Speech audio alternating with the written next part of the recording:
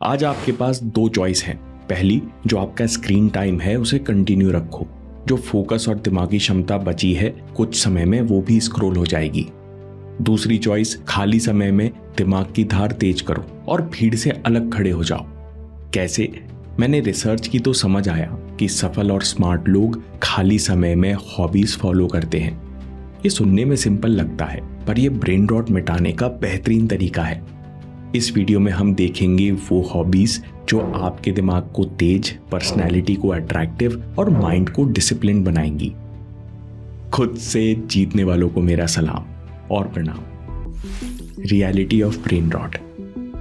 हम सब लोग ब्रेन रॉट को गलत समझते हैं, इसलिए इससे बच नहीं पाते।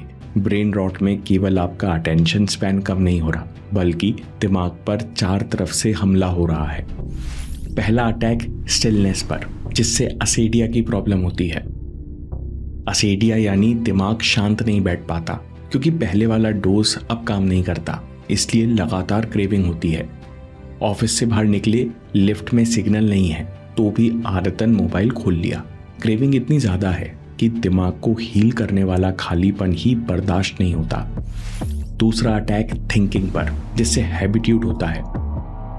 आपकी मसल्स और प्रॉब्लम सॉल्विंग में एक चीज कॉमन है, एट्रोफी। अगर आपके पैर पर प्लास्टर चढ़ा रहे तो 2 महीने बाद मसल्स कम हो जाती हैं। ठीक उसी तरह इस्तेमाल ना करने के कारण हमारी प्रॉब्लम सॉल्विंग स्किल्स और नए आइडियाज सोचने की कैपेसिटी बहुत कमजोर हो रही है। अभी एक रिसर्च में देखा गया कि जिन स्टूडेंट्स ने एआई को बार बार और जल्दी यूज किया, उन्होंने प्रॉब्लम्स पर खुद सोचना कम कर दिया, जिस कारण उनके क्रिटिकल थिंकिंग के स्कोर कम थे। तीसरा अटैक होता है लाइफ एक्सपीरियंसेस पर, जिससे होता है स्पेक्टेटराइटिस। करीब 100 साल पहले इस बीमारी को नाम दिया था स्पेक्टेटराइटिस का मतलब, जिसमें इंसान जिंदगी को जीने की जगह पैसिव स्पेक्टेटर यानी दर्शक बन जाता है। अभी 15 दिन पहले मैं हिमालयन ट्रैक पर गया। सामने विराट हिमालय थे। इतनी भव्य, विशाल और प्रशांत प्रेजेंस को फील करने की जगह लोग हिमालय को स्क्रीन के पीछे से देख रहे थे। ब्रेन रॉट का रूप ये भी है कि आज लोग रियलिटी को एक्सपीरियंस करना भूलकर कैमरा ऑपरेटर बन गए हैं। चौथा हमला आखिर में दिखता है, अटैक ऑन नेचुरल प्लेजर, जिससे होती है हेडोनिक ब्लंटिंग। खाना बिना फोन के अधूरा लगता है, बिना गाने के चलना सजा लगता है। दिमाग स्टिमुलेशन का इतना आदी हो चुका है कि नॉर्मल जिंदगी में कुछ अच्छा नहीं लगता।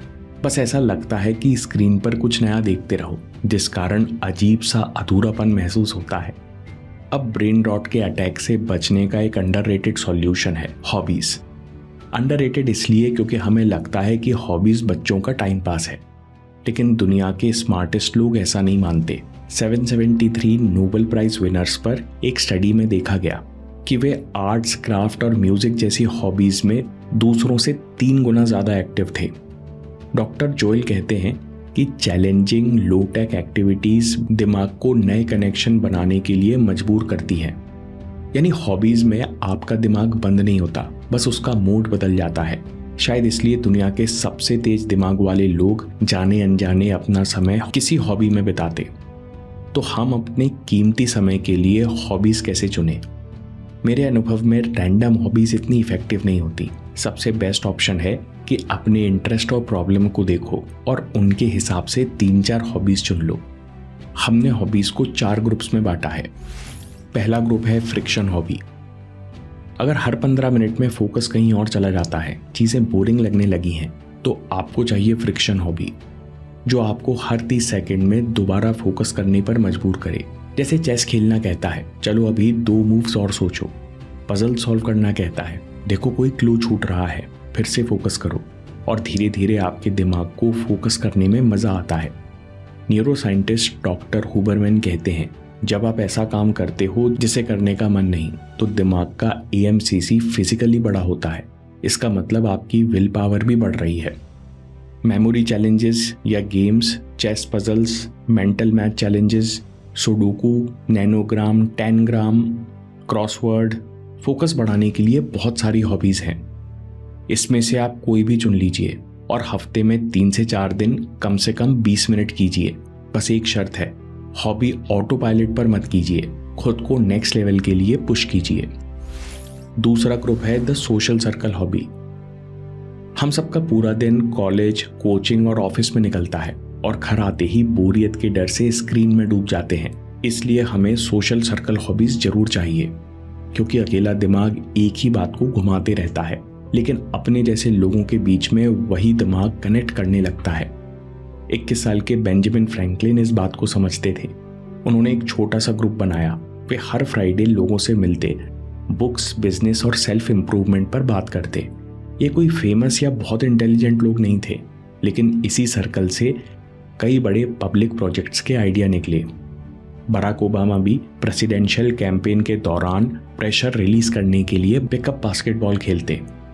हार्वर्ड की 75 साल लंबी स्टडी का सबसे बड़ा कंक्लूजन है, good relationships keep us happier and healthier period. इसलिए दूसरों के साथ समय बिताने के लिए दूसरी हॉबीज जरूर चुनिए। ये वॉकिंग, रनिंग के ग्रुप हो सकते हैं, दोस्तों के साथ स्पोर्ट्स या वीकेंड पार्क गेम्स हो सकते हैं। आप English speaking, public speaking circle बना सकते हो, बुक डिस्कशन, क्विज या डिबेट ग्रुप बना सकते हो, या फिर कोई कम्युनिटी सर्विस का ग्रुप ज्वाइन कर सकते हो। क्योंकि आपको सिर्फ हॉबी नहीं चाहिए, आपको ऐसे लोग चाहिए जो आपको स्क्रीन से निकलकर जिंदगी में लौटने में मदद करें। बस एक शर्त है, जितना हो सके रियल लोगों से रियल कनेक्शन हो। अब तीसरी प्रॉब्लम, अगर आलस परेशान करता है तो मेहनत बोझ लगती है। इसलिए आपको मोटिवेशन की नहीं बल्कि मोशन हॉबी की जरूरत है। पहले लोग मजाक मजाक में दिन के 15-20 किलोमीटर चलते थे और अब हम मजाक में 10 से 12 घंटे कुर्सी पर बैठे रहते हैं। साइकियाट्रिस्ट जॉन रेटी कहते हैं, आइडिया बहुत सिंपल है, मूवमेंट से मूड, फोकस और एनर्जी एक्टिवेट होता है। जब शरीर लंबे समय तक रुका रहता है तो एनर्जी भी अटकी रहती है और डिप्रेशन जैसा लगता है। फौजा सिंह के साथ भी कुछ ऐसा ही हुआ। पत्नी और बेटे की मौत के बाद वे अकेले रहने लगे और गहरे दुख में चले गए। फिर 89 की उम्र में उन्होंने रनिंग शुरू की। जिस उम्र में लोग शरीर को आराम देते हैं, उस उम्र में फौजा सिंह मैराथन की तैयारी कर रहे थे। बाद में उन्होंने कई मैराथन्स पूरी की और दुनिया उन्हें टर्बन टॉर्नेडो कहने लगी। दोस्तों, रनिंग ने उन्हें फिटनेस नहीं दी, उन्हें दोबारा जिंदगी का मूवमेंट दिया। इसलिए आपको भी एक मोशन हॉबी चाहिए, कोई ऐसी एक्टिविटी जो हफ्ते में 3 दिन आपके शरीर को 20 से 30 मिनट चलाए। इसे चुनने के लिए खुद से 2 सवाल पूछिए। बचपन में कौन सा मूवमेंट मुझे बहुत खुश करता था? क्रिकेट, साइकिलिंग, डांसिंग, कुछ भी हो सकता है। और दूसरा, क्या मैं इसे हफ्ते में 3 दिन कर सकता हूँ बिना ज़्यादा टाइम और पैसे की टेंशन के? अगर जवाब हाँ है तो वही है आपकी मोशन हॉबी। चौथी प्रॉब्लम, क्रिएटिव हॉबी। अगर कोई नई चीज़ सामने आते ही दिमाग कहता है कि मुझे कुछ समझ नहीं आ रहा, तो आपको चाहिए क्रिएटिव हॉबी। आज से 100 साल पहले इंसान पूरा दिन अपने हाथों से कुछ ना कुछ बनाता रहता। कुछ रहने के लिए, खाने के लिए, कई बार टाइम पास करने के लिए खेल भी अपने हाथों से बनाता। लेकिन आज इसका उल्टा है, हम पूरा दिन कंज्यूम करते हैं और क्रिएट ना के बराबर। प्रॉब्लम यह है कि कंजम्पशन से दिमाग पैसिव हो जाता है, हर चीज़ के लिए डिपेंड करता है। वहीं क्रिएशन में आपको खुद से डिसाइड करना पड़ता है, क्या बनाऊं, कैसे बनाऊं, ये काम क्यों नहीं कर रहा, इसे बेहतर कैसे करूं। यही क्वेश्चंस दिमाग को एक्टिवेट करते हैं, नई एनर्जी फील होती है। इसलिए चौथी हॉबी ऐसी चुनिए जहां कोई रेडीमेड आंसर ना हो, जहां आपको एक्सपेरिमेंट करना पड़े, गलतियां हो और अंत में आप कुछ ऐसा बनाओ जो पहले से मौजूद नहीं था। आप कहेंगे, लेकिन मैं क्रिएटिव नहीं हूं। डॉक्टर APJ अब्दुल कलाम कहते हैं कि क्रिएटिविटी कोई टैलेंट नहीं, बल्कि पुरानी प्रॉब्लम्स को नए तरीके से देखने की आदत है। ये कुकिंग, गार्डनिंग, जर्नल राइटिंग, चीज़ों को रिपेयर करना सीखना, म्यूजिक, ड्राइंग, ऑरिगेमी, कुछ भी हो सकता है। अब दोस्तों, एक शॉर्टकट है, आपको एक साथ 4-5 हॉबीज बनाने की ज़रूरत नहीं, क्योंकि हमारे पास 5 स्टार हॉबीज हैं जो एक साथ कई सारे एरियाज पर काम करती हैं। जैसे मेरा दोस्त हर वीकेंड 1 घंटे की ग्रुप हाइकिंग पर जाता है। इसमें पहाड़ चढ़ने से मोशन, लोगों के साथ समय बिताने से ह्यूमन कनेक्शन और नए रास्ते खोजने से क्रिएटिविटी की रिक्वायरमेंट पूरी हो जाती हैं और नेचर में घूमने से मूड अलग फ्रेश होता है। 5 स्टार हॉबीज़ का फ़ायदा ये है कि आपको हफ्ते में 1-2 बार करना है और बाकी समय में आप दूसरी हॉबीज़ को डेवलप कर सकते हो। आप इस तरह की 5 स्टार हॉबीज़ बना सकते हो, जैसे ग्रुप में मॉर्निंग वॉक करना और डिस्कशन करना, साइकिलिंग करते हुए आसपास के एरिया को एक्सप्लोर करना, स्ट्रीट क्रिकेट या कोई गेम्स खेलना, एक्टिंग या इम्प्रोव ग्रुप ज्वाइन करना, फ्रेंड्स के साथ हेल्दी कुकिंग चैलेंज करना या फिर कोई म्यूजिक ग्रुप ज्वाइन करना। दोस्तों, लोग हॉबीज बनाने में 4 गलतियां करते हैं। सबसे पहली, शुरू करने से पहले ही महंगा सामान, गियर या किट खरीदने का इंतजार करते हैं और खरीद भी लेते हैं तो वो सारी चीजें कोने में पड़ी रहती हैं। इसलिए मेरी सलाह है कि पहले दिन से खर्चा मत करो, बल्कि फ्री में शुरू करो। पेंटिंग करना है तो कैनवास, कलर और ब्रश की जगह पेंसिल पेपर लेकर फ्री में ड्राइंग शुरू करो। जब रूटीन बन जाए तो अपने शौक जरूर पूरे करो। दूसरी बात, मजा आना चाहिए, तभी आप फोन छोड़कर वो काम करोगे। इसलिए शुरू में करके देखो, खूब कोशिश करो। मजा नहीं आए तो दूसरी चीज ढूंढ लो। तीसरी बात, लॉन्ग टर्म में सोचो। लाइफ में बीच बीच में ब्रेक लगेगा, आप वापस फोन पर जाओगे, लेकिन अगर आपको सच में मजा आने लगा था तो आप वो हॉबी जरूर कंटिन्यू करोगे। और चौथी बात, आपको हर दिन जबरदस्ती नहीं करना। हर हॉबी को नया टास्क बनाने की जरूरत नहीं, जल्दी बेहतर होने की जरूरत नहीं। जितना कम स्ट्रेस करोगे, दिमाग उतनी जल्दी रिवायर होगा और लॉन्ग टर्म में आपकी ब्रेन कैपेसिटी अलग अलग तरीके से विकसित होगी। आपकी पर्सनैलिटी बहुत इंटरेस्टिंग बनेगी।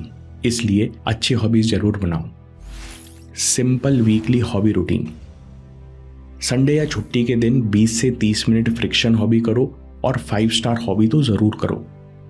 मंडे को 20 से 30 मिनट मोशन हॉबी, ट्यूसडे शाम को क्रिएटिव हॉबी, वेडनेसडे को सर्कल हॉबी, थर्सडे को फ्रिक्शन हॉबी, फ्राइडे को जो मर्जी वो करो और सैटरडे को क्रिएटिव हॉबी।